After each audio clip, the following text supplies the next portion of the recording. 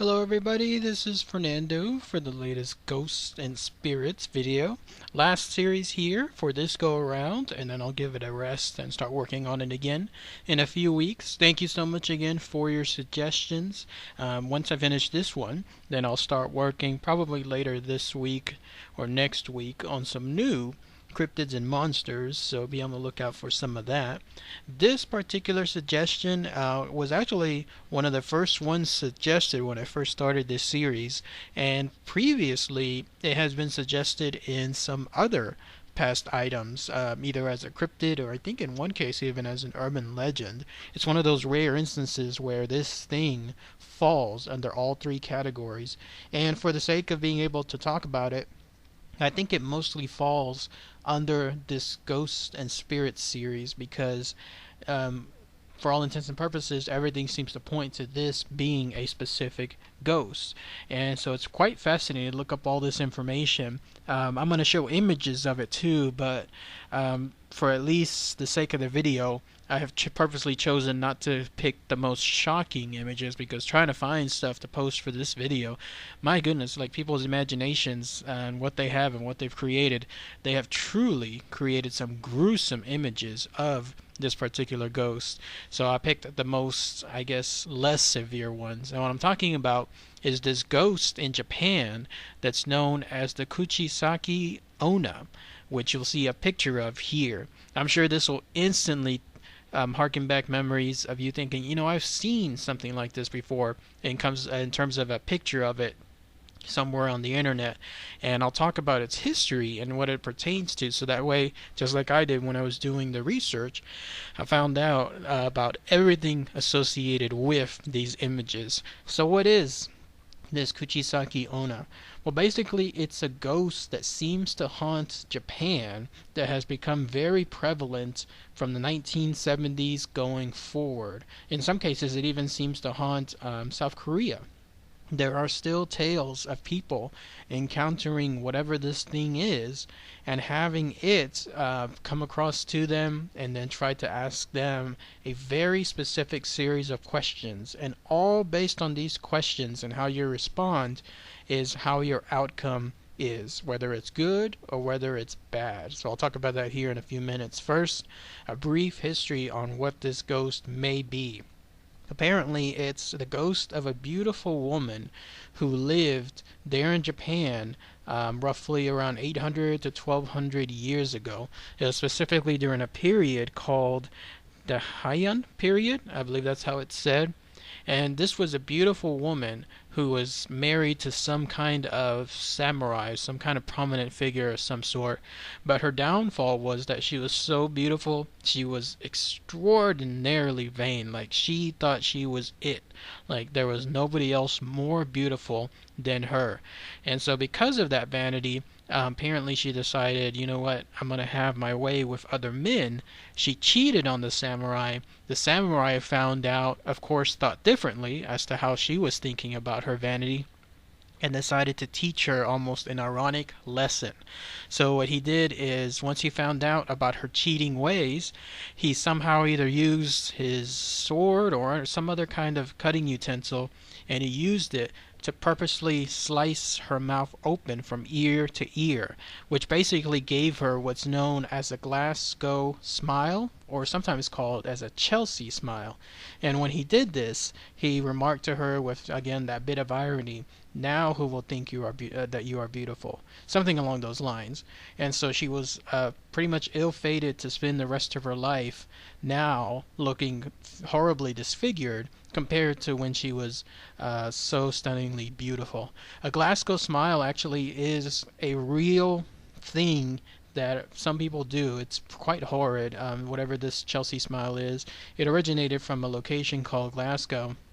And what it is whenever someone is getting beaten up or assaulted by some gangs, the gangs decide to make a permanent, I guess, disfigurement of the person they're assaulting. And so they either take like a knife or they take like a box cutter or whatever they might have in their possession, and they carve, either carving directly on the cheeks and then punching the cheeks to rip the mouth open even further, or while holding the person, I guess, as still as can be, they carve like the cuts into the cheek. The whole purpose is to make it so that the cheek itself will now open wider than before, almost like, think of it like a snake's mouth would, because of the cuts. And in turn, whenever the cut scars over, it creates a brand new, I guess you could call it, smile, a very sinister smile. That's the whole purpose of it, is to essentially leave a very ugly disfigurement for the rest of that person's life. Of course, one of the most prominent people that comes to mind that has a Glasgow smile is anything involving the Dark Knight. Whoever the Joker was within the film, meaning the identity of the Joker, somehow, some way, he either carved it himself or he was assaulted and got it carved. But either way, he had that Glasgow smile, and then decided, of course, to either snap or put that red lipstick over it, and then that way he could essentially make it far more impactful than it should be. Interestingly enough, there's an actor, a real life actor, that had a Glasgow smile as well. You're looking at a picture of him here. His name is Tommy Flanagan. That is what happened to him. Apparently he got assaulted sometime back when he was younger. And when that happened, he was attacked outside of a nightclub. He had been working there as a DJ, and whoever the assailants were decided to carve that smile. If he looks kind of familiar, and he did when I was looking up the information on this particular ghost, it's because he has appeared in Alien vs. Predator, which is a picture of him here. So quite an interesting bit of history. Next time you see that movie, you'll know that this actor had what could be considered a same traumatic experience as this ghost. So back to this particular ghost. So the legend goes that for whatever reason, this Kuchisake-Onna decided to, I guess, stay still after her death. But sometime in the 1970s, she was awakened. How and why, I don't know.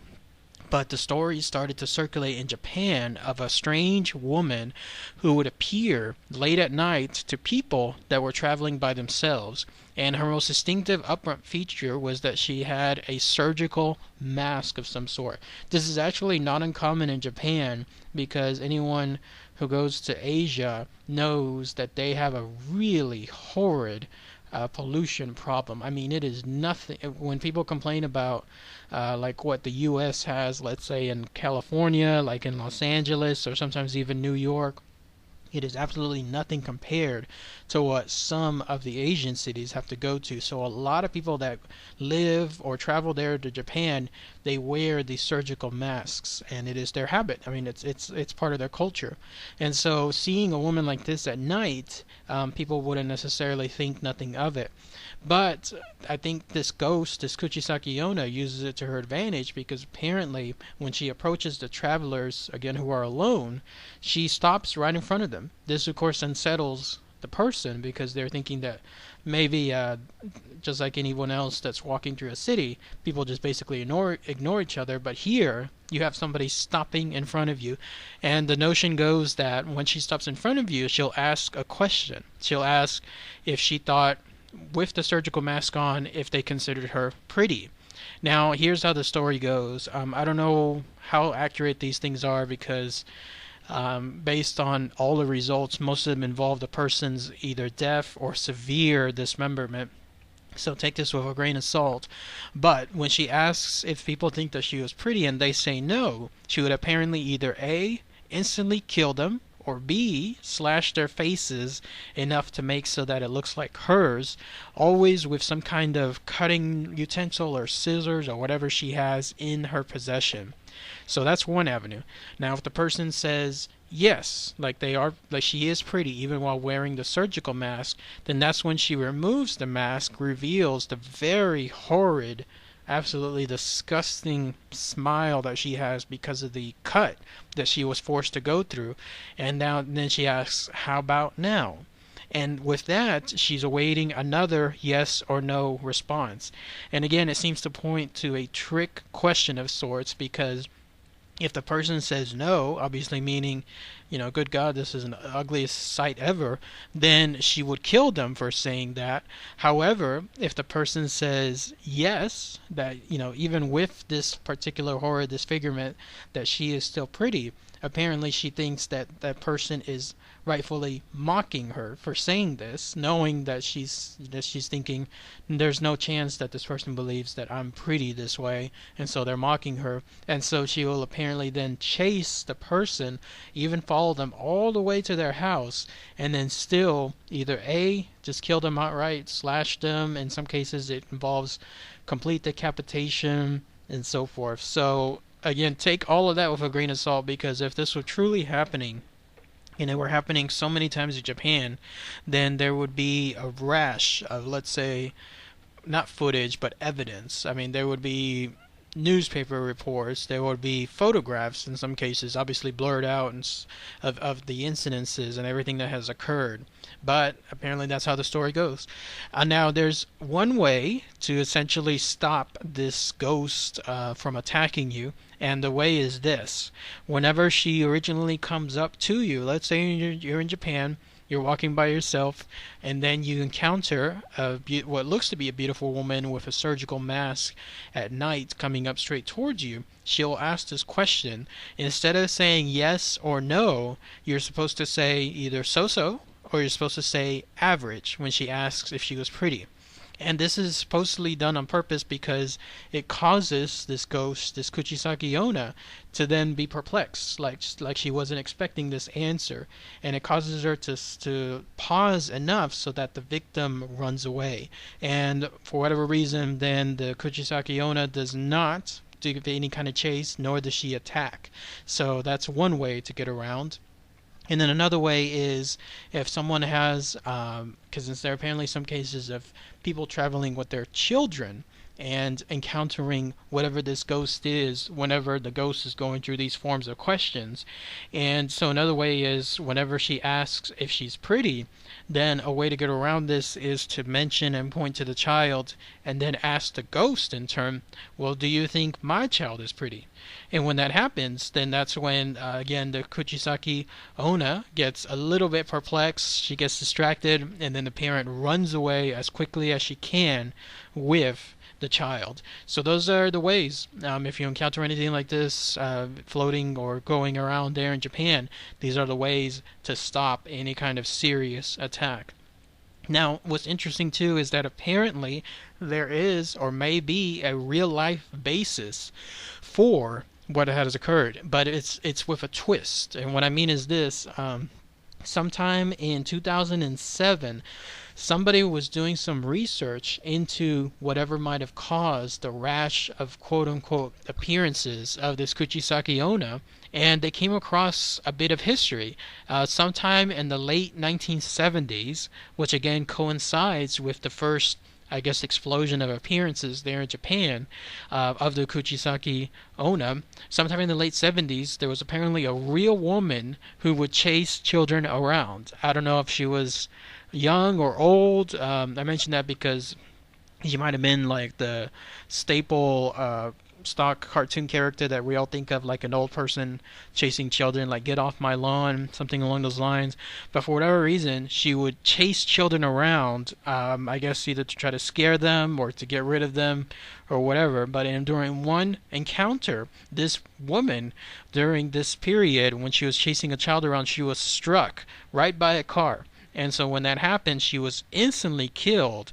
But the way she was killed and the way her body was found, she was found to have had such a bad impact on the face that her mouth was torn open, pretty much like what you would expect with someone having a Glasgow smile.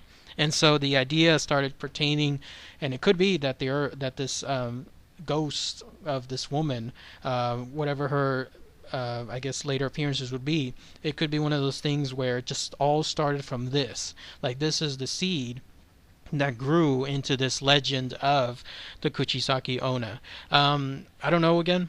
There's not much basis, not much information as to who this person was and whether it's truly her or maybe even her ghost that comes around and haunts people. But that's the story. Apparently, there was a real woman who was found dead from a car accident, and she had this smile. And so that's one reason why people think that this ghost is around. But yeah, even to this day, there in Japan and again in some cases South Korea, she still appears. She either wears like a white surgical mask or she wears a bloody red surgical mask of some sort. She's usually depicted as having like beautiful face other than the mask that's covering her disfigurement, and usually having like either black hair that's straight, parted in the middle, parted on the side. Those tend to be the usual encounters. So fascinating stuff. If anyone has any other information about this Kuchisake-Onna that they would like to share, any other encounters that they've heard about, it'd be interesting to hear.